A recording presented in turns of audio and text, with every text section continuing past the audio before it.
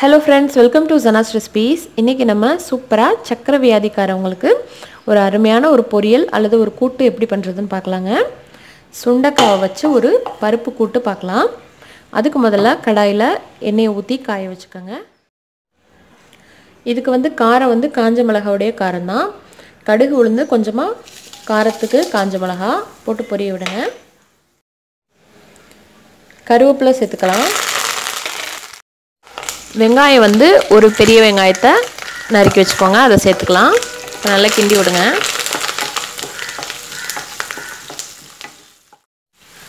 எல்லாத்துக்கும் சேர்த்து இப்போவே உப்பு போட்டுக்கலாம்.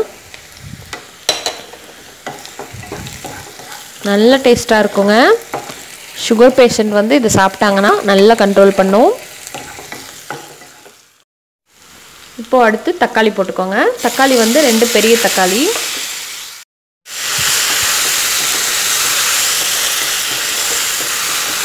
நல்லா வதக்கிடலாம். அதையும் கலருக்காக கொஞ்சம் மஞ்சத்தூள் போட்டுக்கலாம்.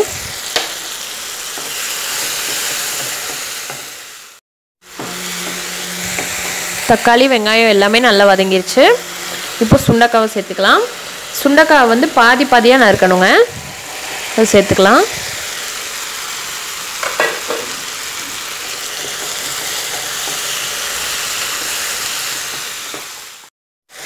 சுண்டக்காய் நல்லா வதங்கிட்டு இருக்கு. இந்த பக்கம் பார்த்தீங்கன்னா பருப்பு நான் வேக வச்சு வச்சுருக்கேன். பருப்பு கூட மஞ்சத்தூள் மட்டும் போட்டு இப்போ அதை ஊற்றிக்கலாம்.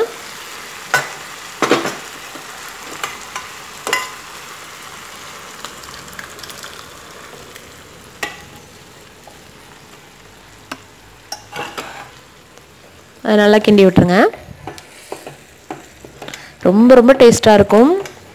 அந்த சுண்டக்காய் அந்த பருப்புடைய டேஸ்ட் எல்லாம் சேர்ந்து ரொம்ப நல்லா இருக்குங்க.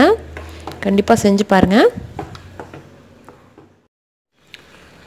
பாருங்கள், சுண்டக்காய் கொஞ்சம் வேகிறதுக்கு லேட் ஆகுங்க. நல்லா மூடி வச்சு நீங்கள் வேக வைக்கணும். அது வெந்துருச்சுன்னா எப்படி கண்டுபிடிக்கிறதுனா இப்படி அமுக்கி பார்த்தீங்கன்னா பாருங்கள் அமுங்கிரும்.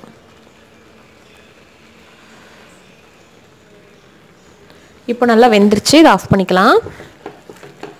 சூப்பரான சுண்டக்காய் குழம்பு அல்லது கூட்டு ரெடி ஆயிடுச்சு. ஓகே ஃப்ரெண்ட்ஸ், இதே போல் நீங்களும் செஞ்சு பார்த்துட்டு உங்கள் கமெண்ட்ஸ் அண்ட் ஃபீட்பேக்கை சொல்லுங்கள். வீடியோ பிடிச்சிருந்தால் லைக் பண்ணி ஷேர் பண்ணுங்கள். மறக்காமல் சப்ஸ்கிரைப் பண்ணுங்கள். தேங்க்யூ. தேங்க்ஸ் ஃபார் வாட்சிங்.